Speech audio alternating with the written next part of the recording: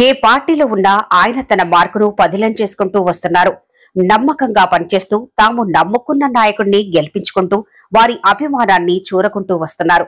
Cantonment 2వ వార్డుకు చెందిన నరేష్ కు మరోసారి ప్రసిద్ధిగాంచిన గణేష్ దేవాలయంలో ధర్మకర్తగా చోటు లభించడంతో కాంగ్రెస్ పార్టీ నాయకులు ఆశ్చర్యానికి గురికాక తప్పటం లేదు.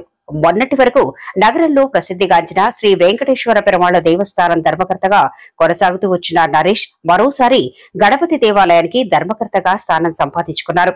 ఎమ్మెల్యే శ్రీ గణేష్ నరేష్ కు అత్యంత ప్రాధాన్యత కల్పించి గణపతి దేవాలయంలో ధర్మకర్తగా స్థానాన్ని కల్పించారు. గురువారం గణపతి దేవాలయంలో ప్రమాణ స్వీకార మహోత్సవంలో కుటుంబ సమేతంగా పాల్గొన్నారు. స్వామివారికి పూజలు నిర్వహించిన అనంతరం ఎమ్మెల్యే శ్రీ గణేష్ కు జ్ఞాపికను నరేష్ రేవతి దంపతులు అందజేశారు. మార్కెట్ యార్డు మాజీ చైర్మన్ మొప్పిడి గోపాల్ కుమార్తె రేవతి అల్లుడు నరేష్ ను ఘనంగా సత్కరించి అభినందించారు.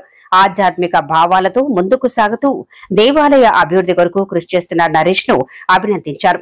కాంగ్రెస్ పార్టీ నాయకులు, కార్యకర్తలు, అభిమానులు నరేష్ ను ఘనంగా సత్కరించారు. రేపాల వెంకటేశ్వర్లు, తేలికుంట సతీష్ కుమార్ గుప్తా, బాలరాజ్, పరమేష్, రఫీక్, తౌఫిక్, నర్సింగ్రావు, రామ్మోహన్, సాయి ప్రసాద్, వినోద్, శ్రీనివాస్, ఫాతిమా, రవి, వేణుగోపాల్, సాయి, ఇటుక గోపి, శ్రీధర్, జహంగీర్లతో పాటు పలువురు నరేష్ ను సత్కరించి శుభాకాంక్షలు తెలిపారు.